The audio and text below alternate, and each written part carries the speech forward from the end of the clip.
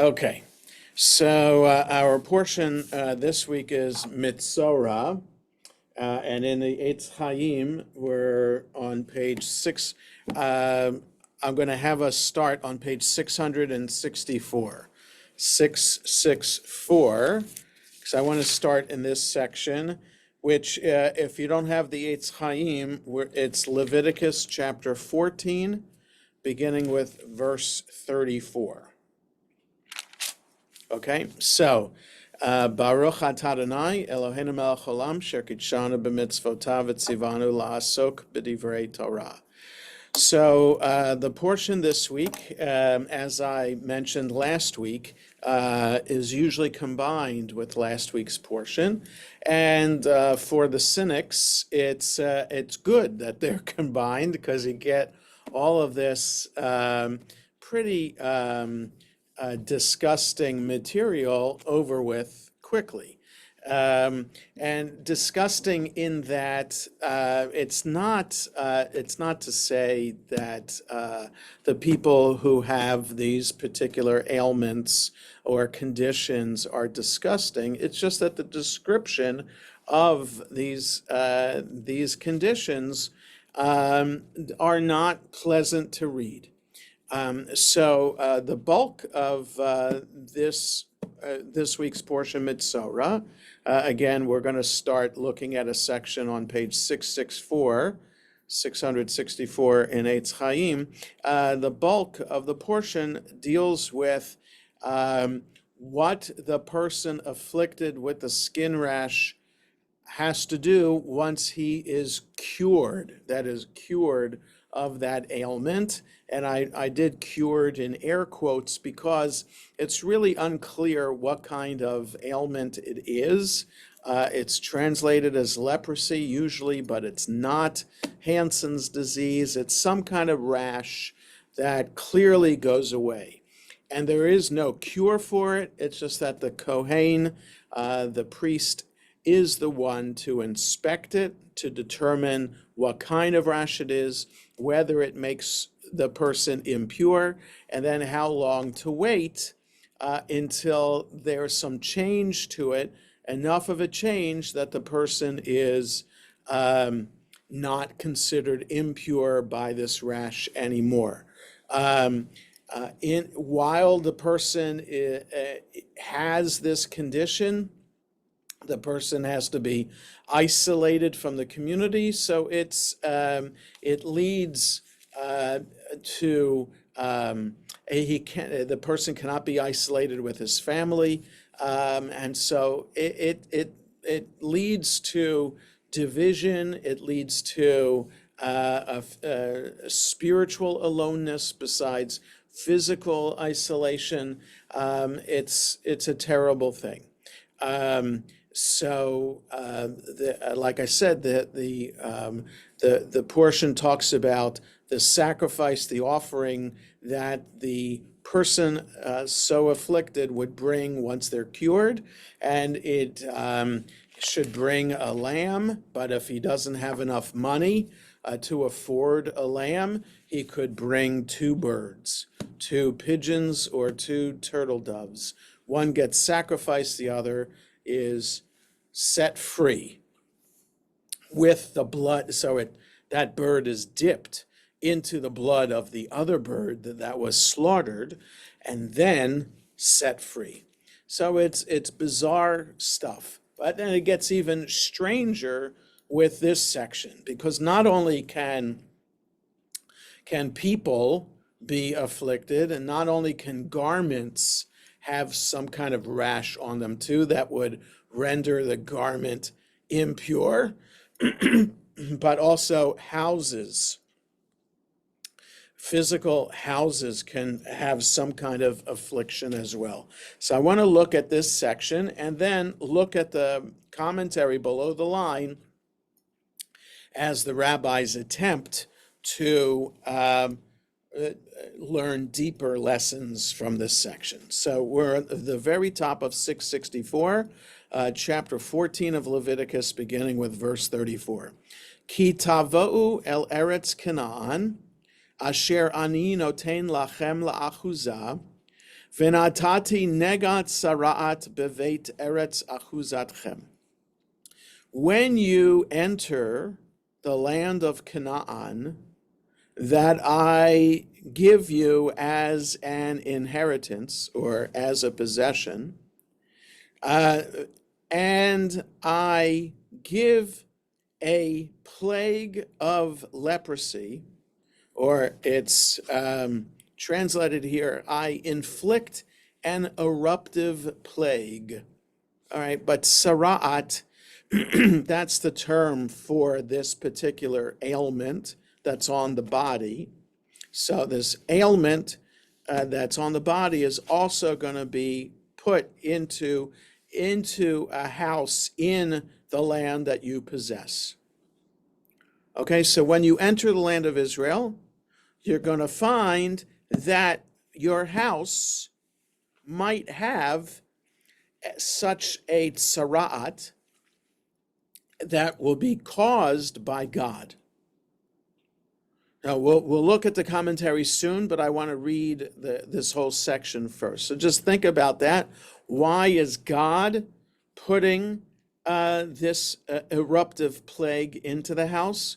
What did a person do wrong to merit this as a punishment? Why did the Torah see this as something that happened because God made it happen, as opposed to something natural occurring? Yes, a natural occurring ailment.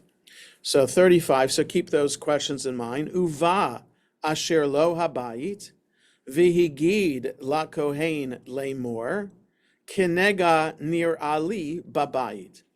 And the one who has the house, such a house with sarat, and he should tell the Kohen, saying, like a plague I've seen in my house. Like there's a letter kaf there. In other words, he's not saying to the Kohen, I've seen a plague in my house.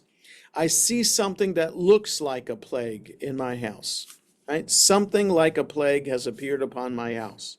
That's how the Eitz Chaim translates it. So that's step number one. If you have such a thing in your house, your first step to try to combat it is to go to the Kohen. And 36, V'tziva HaKohen, ufinu et habayit, b'terem yavo HaKohen lirot et hanega, v'lo yitma kol asher babayit, v'achar ken yavo HaKohen lirot et habayit. Okay, so step one is the Kohen commands to empty the house before the Kohen comes to see the plague, so that everything in the house will not be declared impure. And then after you've cleared out the house, the Kohen will come to see the house. Okay, so you have to be very careful then, before going to the Kohen, to really be certain that such a plague is in your house, because it will result in you emptying out the house of all your possessions so that it's totally empty before the Kohen comes. And if the Kohen comes and sees that it is definitely tzara'at, then if he's there and says there's tzara'at in the house, then automatically everything in the house at that time becomes impure. So if you take everything out before the Kohen comes, then it won't be declared impure because it's not in the house. Okay, so just think about that. You already have somehow a way around everything being declared impure. The Torah is already telling you how to get around everything being declared impure. And depending upon the possessions, once they're declared impure, there might not be a remedy to make them pure. So to save your possessions, empty them from your house. 37, V'ra'a et hanega, v'hine hanega bekirot habayit, shika'arurot, yirak rakot, o adam damot, umar ehen shafal min hakir. So he sees, that is the Kohen, sees the nega, the plague, and the plague is in the walls of the house. They are streaked, shika'arurot. They are streaked green or red, and that they appear to be going deep into the wall. Now, we don't know how the walls of the house are made. Are these plastered walls? Are they mud bricks? We don't know. So the Torah is not telling us what material the house is made of. Like, does this apply only to stone houses? Does it apply to mud brick houses? Does it apply to wood houses? It's unclear. Whatever it is, the walls of the house have these red and deeply ingrained red or green streaks. And that's what the Kohen will say is the tzaraat. 38. V'yatsa ha-kohen min habayit el petach habayit v'hizkir et habayit shivat yamim. So if he sees these red and green, deeply embedded streaks in the walls of the house, then the Kohen leaves the house and goes and stands at the front door and closes off the house for 7 days. In other words, it's kind of like a building inspector coming by and putting a sticker on the front door saying that this is condemned, or something like that. Or almost like if the police come by and put the police tape over the front door. So you can picture that, the yellow tape going across, or some orange or red sticker that the inspector puts on the door. That's the kind of thing that he closes off the house for 7 days. So there'll be some kind of sign that said, as of such and such a date, this house is closed off. 39, V'shav ha-kohen bayom ha-shvi'i v'ra'a v'hinei pasah hanega b'kirot habayit. So the Kohen returns on the 7th day and sees that he might see that the plague has spread throughout the walls of the house. In other words, depending on what these streaks are they mold, are they something else, they could spread. And if they spread, then, verse 40, V'tzivah ha-kohen v'chiltzu et ha'avanim asher bahen hanaga v'hishlichu et hen el michutz la'ir el makom tameh. So now we know what kind of house it is. The Kohen then commands, so if the red or green streaks spread, the Kohen commands to take out the stones that have the plague on them. So it's a stone house, and throw them outside the city. Take out the green or red streaked stones from the house and throw them outside the city to an impure place. Not a dirty place. In other words, don't throw them at the dump. Right? In other words, we shouldn't be understanding impure meaning hygienically unsanitary or dirty. Dirty or unsanitary or unhealthful is not a translation of tameh. Tameh somehow is something that has the status of ritual impurity. Right? It could be built extremely well. There could be absolutely nothing wrong by looking at it. I mean, in here, there's something wrong in that it has a red or green streak on it. But other vessels could have the category of impurity attached to them and has nothing to do with how it's built or how it looks. It's just because something has touched it. Could the impure place be where the lepers lived? So so Bob is asking that on the chat. Um, it could be. Um, yes, yes. I would say yes because a leper, once someone is declared a leper, anything that he touches becomes impure. So yes, so it could be where the lepers are living. So they have this pile of stones from people's houses there as well. I'm not sure there's anything to do to fix those stones either once they become impure. Some vessels have a remedy for how to become pure again. Some vessels can't. So it depends on the material of the vessel. Um, and I'm not up on all those laws of ritual purity, or not because these don't apply today in Judaism, but there's extensive rabbinic material on it, because when the temple was standing in Jerusalem, there was a remedy, right? So the remedy for all of ritual impurity is not just immersion. So if a human being or a vessel becomes impure, usually then the vessel or the human being has to immerse in a mikveh as step one in becoming pure, and step two, bringing a sacrifice or some kind of offering to the temple in Jerusalem.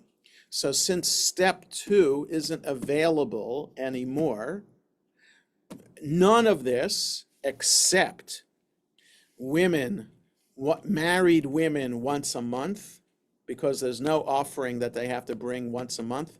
I guess the Torah understood and the rabbis understood that you'd have to spend a lot of money once a month to bring an offering to the temple in Jerusalem for what's called today family purity. So since an offering is not required for that, those family purity laws are still observed mainly just in the Orthodox community. So there are mikvahs around. There's a mikvah in Olney.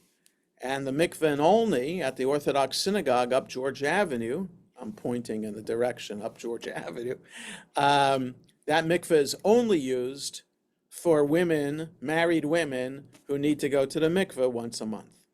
Some mikvahs are also open for people to convert to Judaism, but some of these mikvahs in Orthodox communities are only um, for um, for women to go to once a month, or men before a holiday to enter the holiday in a state of purity. So men could go every Friday afternoon to enter Shabbat in that way. That's just a custom to do that. It's not a halachic requirement. Some people also before a holiday will go to the mikveh. Some people will go before getting married to go to the mikveh. So that is mainly brides will go to the mikveh, so that they enter marriage in a state of ritual purity. So for these reasons, a mikveh is open. So, but there are some mikvahs that are open for conversion and mainly for people who convert outside. So there's a mikveh at the Hebrew Academy in Aspen Hill, for example, and that's run by the Orthodox synagogue there. That happens to be situated in the Hebrew Academy, and that because of that Orthodox rabbi, it is open for non-Orthodox conversions. Anyway, I digress. So yes, about Bob's question again, this could be the place where that the lepers are living, or it could be a separate designated place where impure vessels or stones go. 41. Ve'et habayit yaktzia mibayit saviv v'shavchu et ha'afar asher hiktzu el michutz la'ir el makom tameh. So the house itself, so you take out the stones that have the red or green streaks in them, and then however much of the house is left, you then have to scrape inside the house all around and collect what you scrape off the stone. So it's not telling us what implement we're supposed to use to scrape the stone, but you're supposed to scrape the stones, collect the scrapings that has been scraped off, and you spill that out outside the city in the impure place. 42. Velakhu avanim acherot veheviu el tachat ha'avanim ve'afar acher yikach vetach et habayit.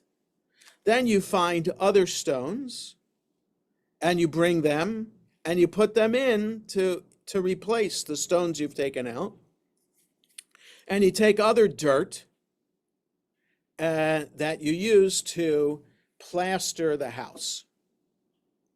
Okay, so it's like step one in this process: take out the stones that have the red or green streaks, scrape the whole inside around, replace the stones, and replaster the house. 43. Ve'im yashuv hanega ufarach babayit achar chiletz et ha'avanim va'acharei hiktzot et habayit va'acharei hitoach. So if the plague returns and blossoms or breaks out in the house after you've taken out the stones and after you've scraped the house and after you've replastered, then 44, uva hakohen v'ra'a v'hine pasa hanega babayit tsara'at mam'eret hi babayit tamehu. So the kohen comes, sees that the plague has spread throughout the house, then it is a malignant eruption. Okay, so using a modern term related to cancer, applying it to that, it's a hard to treat leprosy. So that kind of plague, then the Kohen declares it that, and declares the house impure. And then what do? 45. Venatatz et habayit et avanav ve'et eitzav ve'et kol afar habayit v'hotzi el michutz la'ir el makom tameh. And then there's no other choice but to tear down the house, its stones, its wood, the plaster, and take everything outside the city to the impure place. So then, 46, v'haba el habayit kol yemei hiskiroto yitma ada ariv. If anyone dares to enter the house during the days that it was cordoned off, that it was closed off, then you become impure until the evening. So you dare to enter the house once it was declared leprosy. You enter it, you're automatically impure for the rest of the day. 47. V'hashochev babayit yechabeset begadav v'haochel babayit yechabeset begadav. If you dare to sleep in the house, you wash your clothes. If you eat in the house, you wash your clothes. Just coming into the house, you're impure. You do more than just walk in, you sleep or eat, then you have to wash your clothes. 48, ve'im bo yavo hakohen ve'ra'a v'hine lo pasa hanega babayit acharei hitoach et habayit v'tihar hakohen et habayit ki nirpa hanaga. So what we read above is what happens if after you replace the stones and replaster your house, it comes back. But if the Kohen comes and sees that the leprosy, the plague, did not spread around the house after it was replastered, then the Kohen can purify the house because the plague was cured. Okay, so you replace the stones that have the green and red streaks, and you replaster, and nothing happens, and the plague doesn't come back, the Kohen comes and says, house is pure, it's been healed. Okay? So then what happens when it's healed? 49, V'lakach lechatei habayit shtei tziporim v'yetz erez ushni tolad ve'ezov. This is what you have to do in order to purify the house. You take two birds, doesn't say what kind of birds, take two birds and a branch of cedar and a bunch of crimson and hyssop. V'shachat et hatzipor ha'achat el kli cheres al mayim chayim. You slaughter the one bird, one of the birds, in an earthenware vessel with fresh water, that is rainwater from a spring, from a well, fresh water. Velakach et eitz ha'erez ve'et ha'ezov ve'et shni ha'tolat ve'et ha'tzipor chaya ve'taval otam bedam ha'tzipor ha'shchuta uvamayim ha'chayim ve'hiza el habayit sheva pa'amim. So you take the cedar wood and the hyssop and the crimson stuff and the live bird and dip them in the blood of the slaughtered bird and in the living water, and you sprinkle the house 7 times. So you use the live bird, cedar branch, hyssop, have them all together in your hand, dip them in the blood of the slaughtered bird, and then dip them in water, and then sprinkle the house 7 times like that. Okay, then 52, we're at the top of 666, Vechitei et habayit b'dam hatzipor v'mayim ha'chayim uve'tzipor chaya uve'etz ha'erez uve'ezov uve'shni ha'tolat. And the house becomes purified with the blood of the bird, with the living water, with the living bird, with the cedar wood, with the hyssop, and with the crimson stuff. V'shilach et hatzipor ha'chaya el michutz la'ir el penei hasadeh v'chiper al habayit v'taher. And you send out the living bird outside the city towards the field, but it's translated as open country, and you thus making atonement for the house and becoming pure. So, bizarre ceremony. In other words, and it's hard to connect to what exactly these red or green streaks are, because we might be familiar, and maybe just from personal experience, might have seen mold in our house, right? You get a leak, especially in the basement, and then the drywall becomes damp, and if you don't take care of it right away, then you run the risk of having mold in your house. And if this mold gets into your house, it's almost impossible to get rid of it. It's not impossible, but you just render that much more work to things to be stripped out of your house and replaced. And you get fans that have to come and dry out the house too, and all of that. So it's a major mess, speaking from someone who has had experience with a leak in the basement. Okay, so I'm sure many of us have had that experience, and you hope to have it only once in the lifetime of your house. You don't want to do it any more than that. But you understand, that's what we connect to when we read this. It's not that. Because the mold, the mold that's on drywall is black, and it's dots. It's not necessarily streaked. The streaks could be the water dripping, and that's brown. It's not red or green. So what this is, it's really, really unclear. But again, what it is on the person's body and what it is on their garments is also unclear. It really is unclear. It's not necessarily mold, because that would be common, I would imagine, and a Kohen would distinguish between mold and this particular plague. So the plague, what was it? We don't know. So that's why let's look below the line and see what the commentary on 664 suggests about this. The appearance of Sara'at, that's the plague, in the stones of a house was a mysterious event.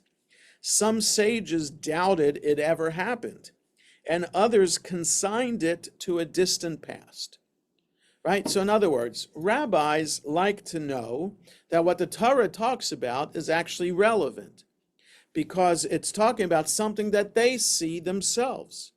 So since they have never seen this in stone houses in their time, they can't imagine that it actually happened, some of them. Okay, so in other words, the rabbis of the time of the temple and after, so we're talking about the rabbis of the Mishnah and the Talmud. So that's from 1,800 years ago to 1,500 years ago. Those are the generations of the rabbis that we talk about. Those are the sages. They lived in stone houses. They lived in the land of Israel. They did not see these green and red streaks in their houses. So how do they explain then that the Torah saw it, right? The Torah only teaches about things that people would experience. They're not going to teach about something, the Torah, that's the rabbi's understanding. The Torah doesn't teach about something that doesn't happen.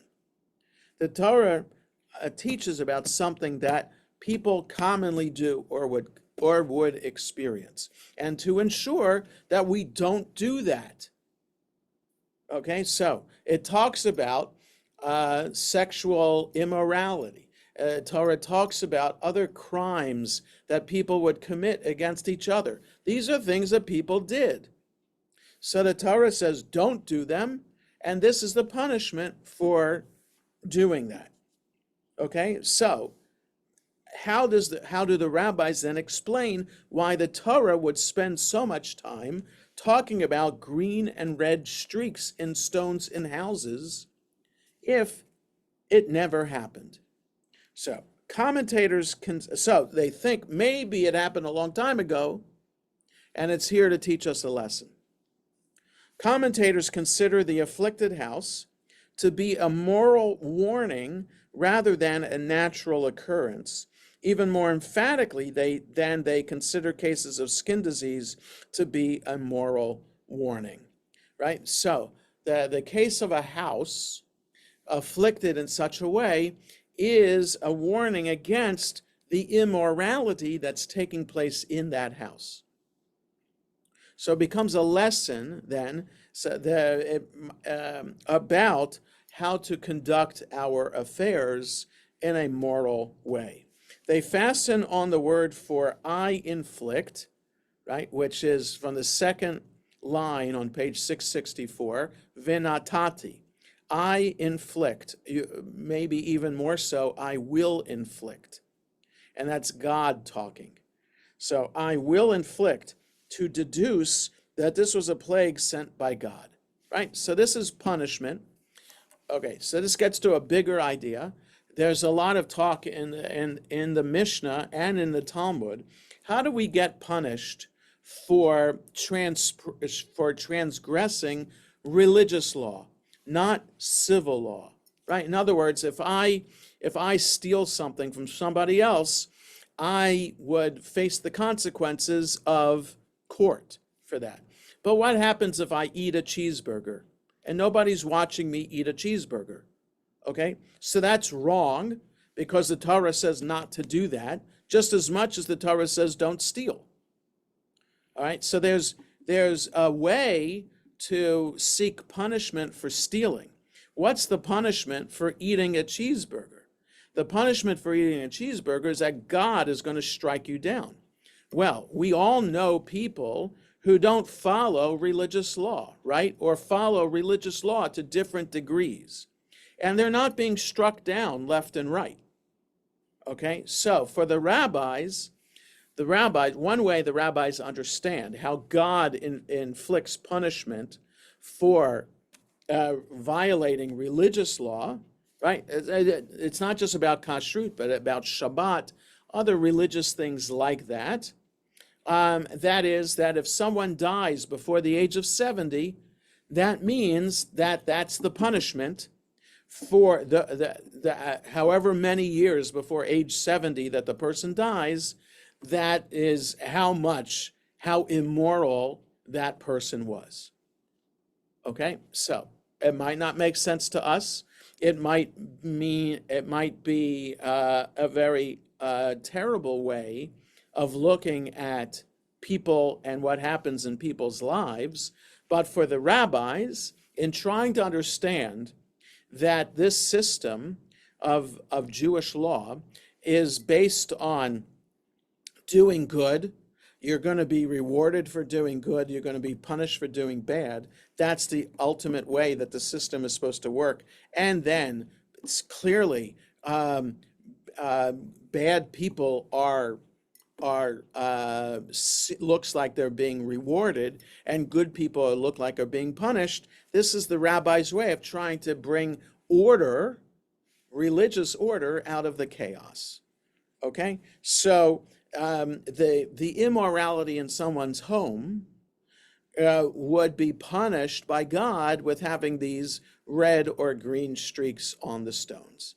And again, this fits with the rabbi's sense that, clearly this doesn't happen anymore in our day. God doesn't get involved anymore in the day-to-day affairs of people's lives, but it might have been the case back in ancient times.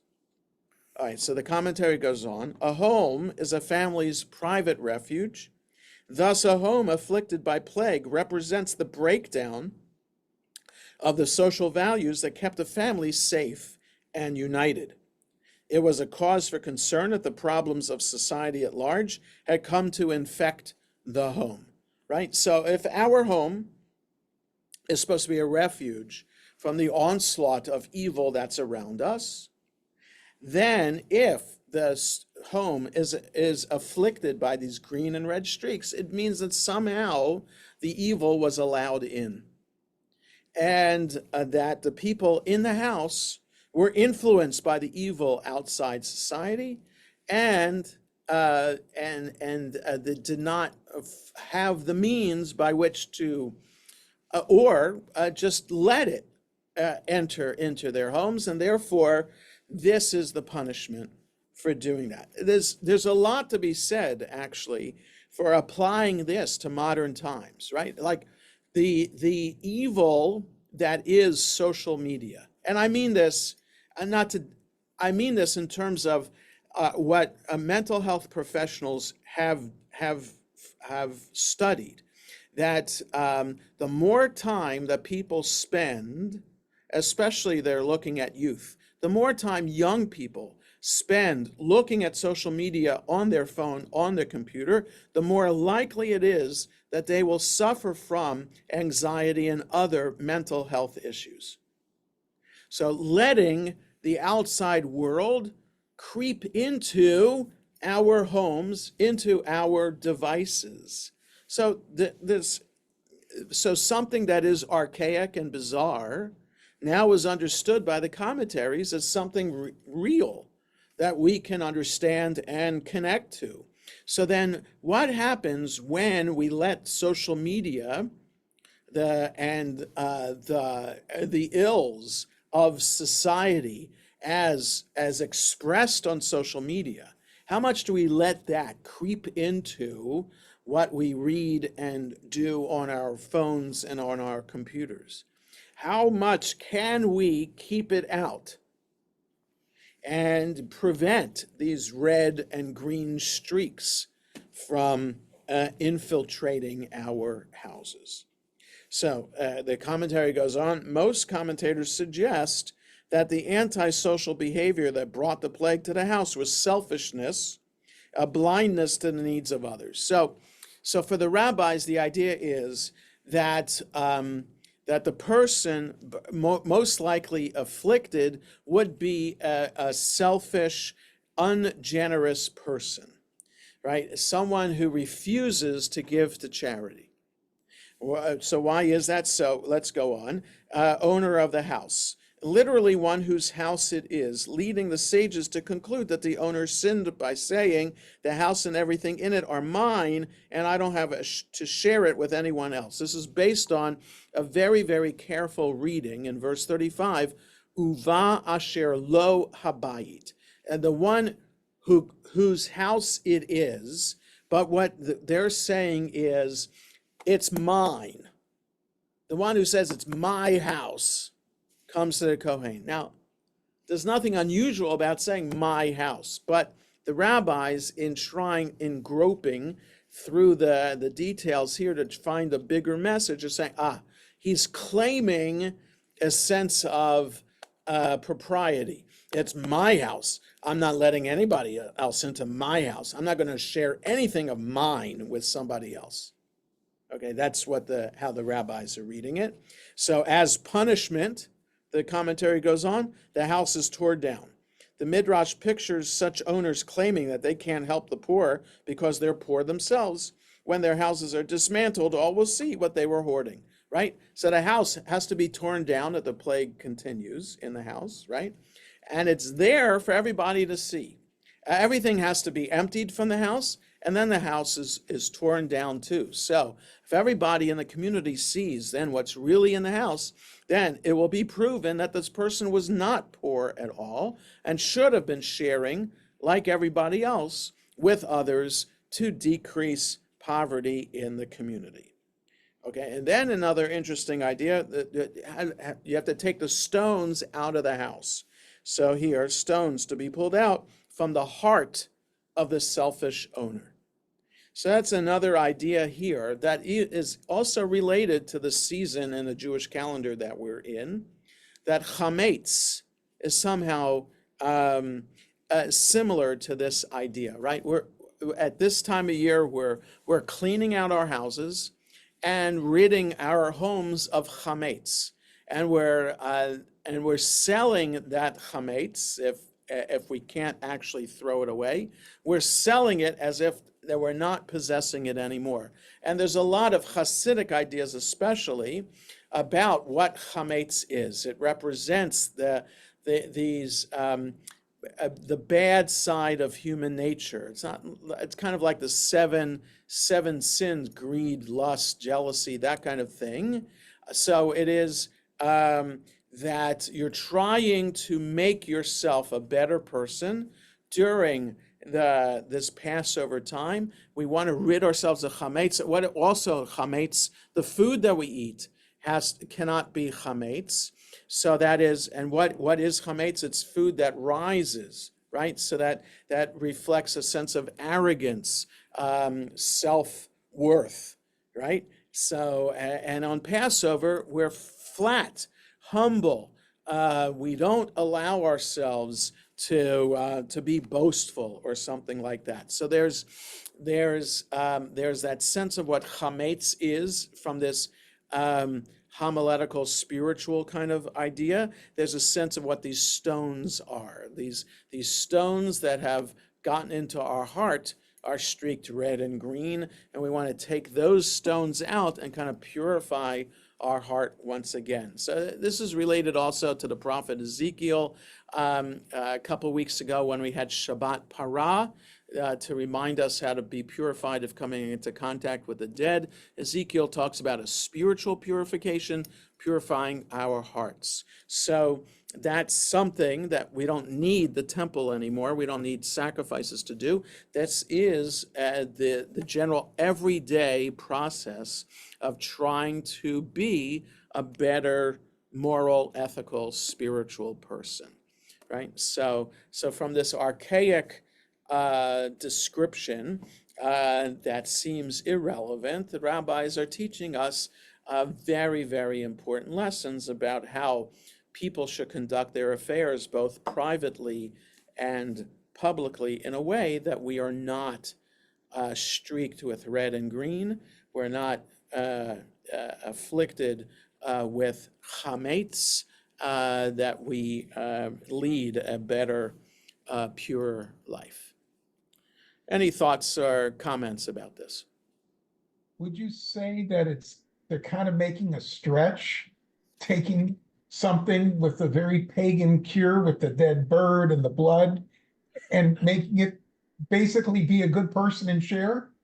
Well, first of all, it may be pagan, but yes, as biblical scholars kind of look at the description of sacrifices here and say similar things happen in pagan societies at the time. But what the Torah does is make those things Jewish. Okay, so just because pagans were doing this doesn't mean that it's pagan when it's written in the Torah. This is a way of saying what's common outside and how to make it give it Israelite Jewish understanding. So, what was the second part? What you said? It's just like they took this thing with the leprosy and the Yeah. walls and it's symbolic and say what it really means is be a good person and share. Yeah, so I think the rabbis are saying, look, what I said before, the Torah is meant to be a living document that's supposed to reflect things that we see in the world around us today. So sometimes they'll see from the Torah a commandment that just doesn't make sense anymore, like eye for an eye, tooth for a tooth. So the rabbis will say, well, the Torah never meant that. It meant to be understood metaphorically, and how we understand it today is that it's the monetary value of the eye or the tooth. That's how we understand that. Or the other law, which we'll read about in Deuteronomy, about the rebellious child, that parents can take their rebellious child to the elders at the gate and have the child executed. The rabbis also said about that, that never was and never will be. Oh, also the ritual for the suspected adulteress. Any man can claim that his wife committed adultery, and the wife can't just say, "No, I didn't," or the wife can't just take an oath. No, you bring the wife to the temple, and she has to undergo this bizarre ritual of drinking this concoction. So the rabbis also said, "No, we don't do that anymore." So the rabbis commonly say about something either that this is how we follow these laws today, or this is how we don't do these laws anymore today. So with the house, they never saw the house. So therefore, not just that they're developing an interpretation of how to follow the law, but here they're coming up with a homiletical interpretation to apply this, what seems to be a very intricate physical process, into a spiritual one. And so that's something that's usually reserved for medieval rabbis or later, especially Hasidic rabbis, to do. But here's one time, at least, that the rabbis of the Mishnah and the Talmud are coming up with a spiritual interpretation. So what I'm saying, Bob, is no, this is not unusual for the rabbis to do. The purpose of the rabbis in interpreting the Torah is to make the Torah a living document, something that is not just the constitution of the people, but something to be followed every minute of the day. Anybody else with a question or comment? I always learn something new. All right. Well, that's the goal, right? And I learned something new too. And I don't always pay attention to this section. So when I read it more carefully myself, I get new insights too. So that's the idea, that we read the Torah over and over again and learning something different every year. All right, have a good rest of the day, everybody. Next Wednesday is Yontiv, right? It's the second day of Passover, so that means it's like Shabbat in terms of services here in Shul. In fact, we are, Lenore and I are sponsoring Kiddush that day in honor of Simchas in our family. So hopefully we'll celebrate with you. So we'll not have Torah study next week. So we meet again in 2 weeks. 2 weeks from today will be the day after Passover. So hopefully by then we will all have all celebrated a happy and kosher Passover. Take care, everybody. Bye-bye. Thank you.